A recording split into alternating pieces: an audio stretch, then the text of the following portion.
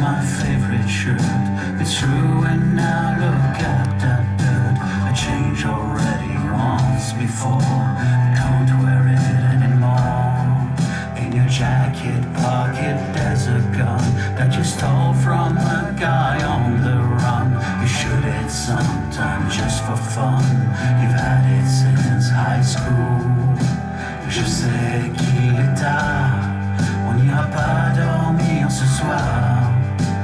On est trop bien ici, à rouler dans la nuit. Some might say, as people say, some might say you hit it hard again. Some might say, as people say, some might say you hit it hard.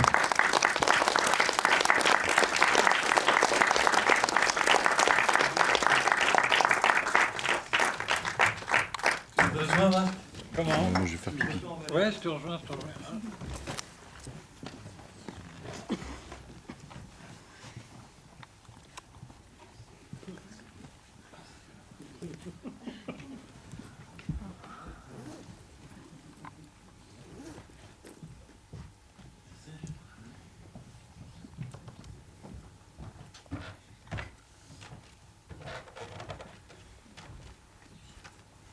Bravo, je pense qu'on peut le rappeler encore une fois.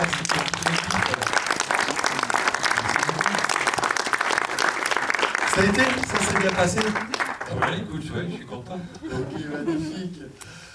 Moi, en revoyant le film, je parlais tout à l'heure de film somme, comme ça, où il y a beaucoup de choses et tout. Je trouve que c'est quelque chose qui se ressent à tous les niveaux, au niveau du film, c'est-à-dire déjà au niveau du scénario, qui est très touffu, il y a beaucoup d'éléments, il y a beaucoup de choses. Les lieux aussi, qui sont... Je trouve qu'il y a vraiment énormément de lieux où ça a été tourné. Et puis, Ouais, c'est vrai qu'il y a pas mal. il y a pas mal de lieux différents et tout. Et puis aussi, au niveau de la forme, ce que je trouve très intéressant, c'est qu'il y a aussi une multitude de formes cinématographiques qui sont employées. Pas seulement les genres, mais aussi les formes, parce qu'il y a du noir et blanc, il y a du Super 8, il y a un peu d'animation à un moment, enfin des choses comme ça. Et puis ça m'impressionne beaucoup. Donc je voulais vraiment te féliciter par rapport à ça. Et puis tu disais, j'aimerais bien savoir, moi ça m'intéresserait de savoir en fait comment c'est construit un petit peu toute cette multitude, comment ces choses-là sont venues. Tu parlais d'un point de départ en fait, au départ ta présence à Paris pendant les attentats, et ensuite à partir de là, comment tu as construit des mêlées, etc., tout ça quoi. C'est-à-dire qu'au départ, bon, pour faire un peu court, mais voilà, en gros j'ai été pris dans une fausse alerte pendant les attentats. Du coup j'ai cru que c'était fini, enfin caché derrière, au fond d'un restaurant, etc. Et puis, donc avec plein de gens qui crient, qui pleurent, enfin la vaisselle cassée, vraiment le moment de panique totale. Et puis, après cette expérience, en fait, je me suis surpris à avoir des idées vraiment, une envie de vengeance, surtout en voyant au JT ce qui s'était vraiment passé, enfin voilà. Honnêtement, j'ai eu des pensées bien de droite pendant quelques jours, ce qui ne me ressemble pas tellement, pour bien le dire. Et du coup, ça m'a perturbé, j'ai regardé ça un peu de loin, en me disant, bon... Est-ce que c'est parce que j'ai regardé trop de western, tu vois, j'avais envie de punition, quoi. Ouais. Et puis je me suis dit, mais c'est un peu étrange en fait, tu vis un truc extrême, et ce qui se crée là-dedans, dans ton petit cerveau finalement, pour tenir le coup, c'est l'envie de revanche, quoi. Et puis de voir ça, je me suis dit, mais en fait là, il y a vraiment matière à film, parce qu'on voit ça partout. Mais partout, c'est-à-dire que... Je le vois même sur Facebook, des gens qui ont des envies, tu sens la haine rien qu'en 2 phrases, et ça me perturbe beaucoup de voir ça. Et du coup, je trouvais que c'était complètement d'actualité. Je pense que ça l'a toujours été depuis que l'humain est humain, d'ailleurs. Et puis ça m'a donné envie, en me penchant sur ce que moi j'avais ressenti, c'est-à-dire des envies de colère. Mais vraiment, je suis allé loin, hein, je veux dire. En parlant des terroristes, je me disais, puisqu'ils n'ont pas peur de mourir, on n'a qu'à les torturer. Enfin là, j'étais fou de rage pendant 5 jours particulièrement. Et puis, je trouvais ces idées un peu, pas très constructives, quoi, tu vois, un peu primaires. Et je me suis dit, bon, ben, y a matière. Du coup, je me suis dit, comment partir, comment parler justement de gens qui, eux, n'ont pas le recul et qui décident de franchir la ligne de la haine, de la vengeance. Mais bon, à part ça, encore une fois, il y a des partis suisses qui sont pas loin de ce genre de pensée, hein, donc je veux dire, c'est pas non plus de la science-fiction, quoi. Mais voilà, selon moi, c'est quelque chose qui mène nulle part, qui mène, à mon avis, à ça, c'est-à-dire un truc toxique et malaisant. Et, enfin voilà, pour moi, c'était un peu ça l'idée. Et puis, comme j'avais envie un peu qu'on puisse comprendre leurs dérives, je crois que moi, j'avais aussi besoin de comprendre que les gens puissent dériver, que ce soit des terroristes ou autres. Au personnage, je leur ai inventé un passé où il y a une blessure, où il y a peut-être un bagage qui transporte. C'était une façon pour moi d'essayer de comprendre comment on pouvait en arriver, voilà, par exemple, à aller dans une salle de concert et ouvrir le feu, quoi. Voilà, ça s'est construit comme ça. Alors, ça a mis long, hein, parce que l'écriture, c'était presque une année et demie. À choisir de quoi parler, quelle thématique, etc. et tout. Voilà, donc ça a pris du temps. C'est le film le plus long que j'ai fait aussi, donc j'avais très peur. Je me disais, est-ce que c'est trop long? Est-ce que c'est où est-ce que ça passe? Et puis il y a un moment où je me suis dit, mais en fait, un sujet pareil, j'ai pas envie de le traiter en une heure et quart. Et puis voilà, je me suis dit, en fait, je crois que le fait que peut-être, même s'il est un peu long, s'il y a un peu un rythme qui prend son temps, je trouve que ça participe au malaise. Et je me suis dit, autant l'assumer. Sachant qu'au départ, il y avait encore une demi-heure de plus. 3 heures donc. Oui, presque 3 heures. Donc j'ai quand même bien sabré au montage. Ouais. Et puis au niveau des aspects techniques, ça c'est un peu des formes employées. Ça s'est fait spontanément en fonction des scènes, il y a des idées avant qui sont venues, je t'ai dit ça plutôt comme ça, ou comment c'est né en même temps que le scénario? Non, oui, il y a 2-3 idées traitement qui étaient dans le scénario, mais ça s'est fait beaucoup en post-production, mais j'avais envie de retrouver un petit peu la liberté que j'avais quand j'avais 18 ans, puis que je faisais des films en vidéo 8 et des trucs comme ça, et où en fait j'avais fait un film sur 2 élèves de gymnase qui se prenaient pour des envoyés de Dieu. Et je crois d'ailleurs qu'Alexandre, qui est là avec sa caméra, je crois que tu étais venu le voir au gymnase. Si ouais, je m'en souviens très bien. Ouais. Très bien. Et en fait, dans ce film, voilà, j'étais ado et tout, mais il y avait eu des bugs de cassettes vidéo qui s'étaient emmêlés dans la caméra, donc il y avait des lignes partout. Et je m'étais dit, mais en fait, génial, vu que je parle de 2 types barrés, ok, utilisons des cassettes pourries, voilà. Et donc j'ai eu envie, toute proportion gardée, de retrouver un peu cette liberté, de bidouiller des trucs pour essayer de traduire un peu plus l'émotion des personnages dans la forme, quoi. Peut-être ça c'est parti de là, en fait. Okay. Ouais. D'ailleurs, c'est quelque chose que je trouve très intéressant aussi dans le film, parce que on est habitué quand même à voir des grosses productions, que ce soit en France, enfin voilà, même les pays du monde entier, on a des productions qui sont souvent très importantes. Et je trouve qu'il y a une liberté de ton et une audace qu'on n'a pas forcément dans des films autrement. Même si je pense que tu aurais bien aimé avoir un beaucoup plus gros budget, oui, il y a des contraintes qui viennent avec, et puis qui du coup là, il y a une vraie liberté de ton. En fait, c'est une super question, parce qu'en l'occurrence, ce film, j'avais eu les ébauches de ce film avant d'être à Paris et tout ça.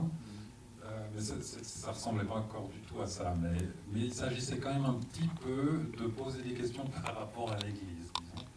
Et j'avais discuté avec un producteur genevois dont je tairai le nom, et qui m'a dit j'aime bien ton scénario, les dialogues et tout ça, mais on va pas le produire, c'est impossible, parce que tu n'auras jamais un sou à cause du fait que tu tapes sur l'Église.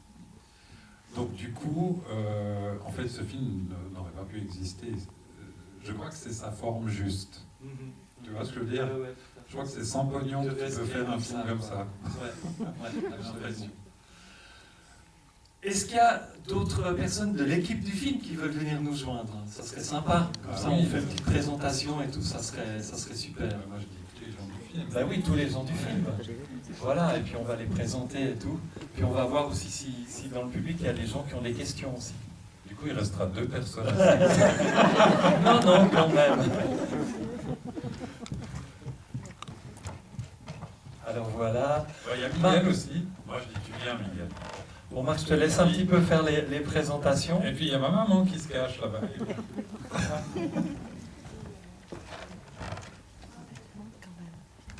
Bon, on applaudit tout le monde, allez, ceux qui sont là, bravo.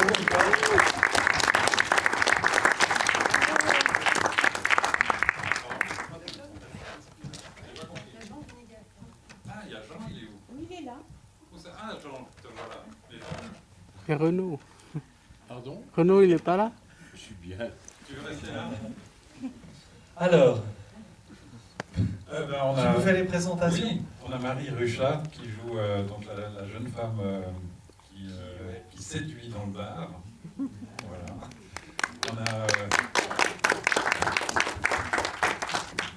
On a Elo Cinquanta qui joue donc Sarah dans le film. On a Sandrine Butin qui fait la barmaid qui se retrouve chez les nazis à la fin et qui a fait tout le maquillage, qui a fait des cadrages, énormément de cadrage, des repérages. Enfin, elle a bossé sur tout. Donc il n'y aurait pas de film si elle n'était pas là.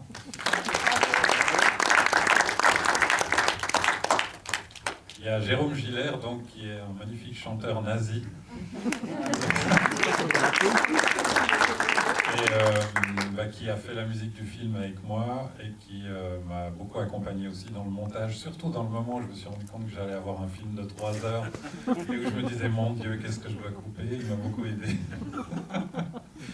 Et puis on a monsieur Olivier Guibert, qui est donc Jean-Pierre Leyman, on peut dire un des bons méchants du film. Et qui nous a fait un personnage, je trouve, bien entre humour et cruauté. Donc, je trouve qu'il a trouvé quelque chose de vraiment intéressant. On a monsieur Miguel Guardia qui nous a soutenus très très beaucoup financièrement sur Indiegogo. Et je vous remercie encore. Il a également du coup aussi fait une magnifique prestation dans la scène des néo-nazis, dans le public. Et merci beaucoup Miguel. Comment? Il m'aide, j'en fais un nazi. C'est ça qui te dit. Oui, absolument. Et ma maman, Sonia Descoster, donc, qui est la dame aux fleurs, et qui a aussi soutenu financièrement le film, parce que sinon c'était pas possible. Merci beaucoup maman, et merci de tout le soutien en général d'ailleurs. Ouais, là c'est super. Moi je dis on l'applaudit encore.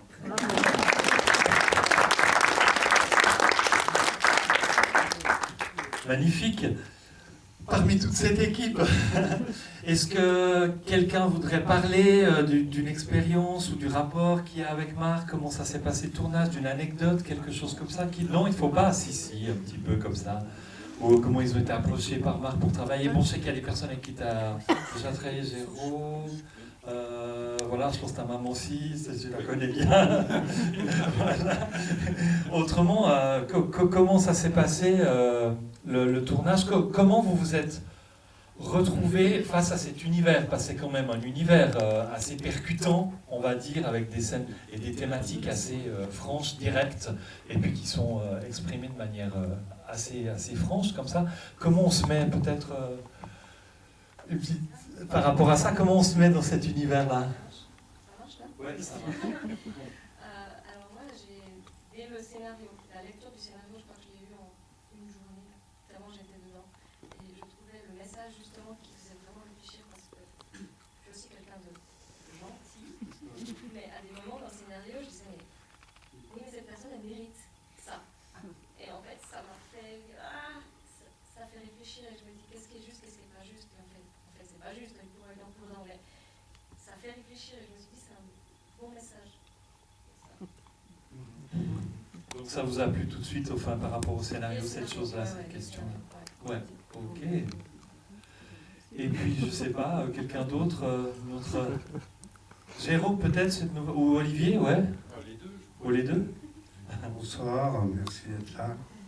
Eh ben, c'est un personnage qu'il fallait aller chercher ses démons, ou je sais pas, mais c'était au premier rapport, c'est c'est angoissant, quoi, d'aborder un personnage comme ça, quoi. Ouais, quand on nous propose un personnage comme ça.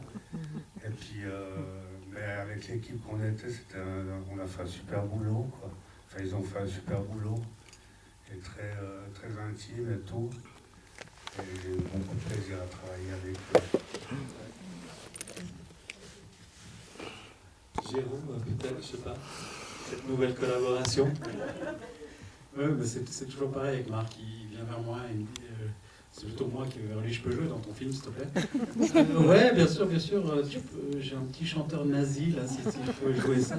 Et tu te fais tuer évidemment, comme dans tous les films de Marc, je me fais toujours tuer. Donc c'est un régal évidemment. Pour moi, c'était une expérience complètement nouvelle, le travail sur un film. J'ai éclaté, j'en parle de moi. Puis, non, j'ai eu énormément de plaisir à toute la post-production, je suis aussi derrière, de chercher les décors, d'aller chercher les gens, de maquiller les gens, de filmer. Ouais, c'était une aventure vraiment super. Parce que du coup, le tournage a duré combien de temps? 2 mois. 2 mois. Ok, vous êtes bien promené pendant pas mal de temps. C'était 2 mois consécutifs, un peu regroupés ou... Non, ouais, on a fait l'été 2019 en fait. Ok. Pendant un été, 2 mois. Ouais, intense alors. Un peu trop intense. Un petit peu Ah. de... Et puis alors, comment ça se fait de se faire tuer comme ça? Comment ça s'est passé le tournage?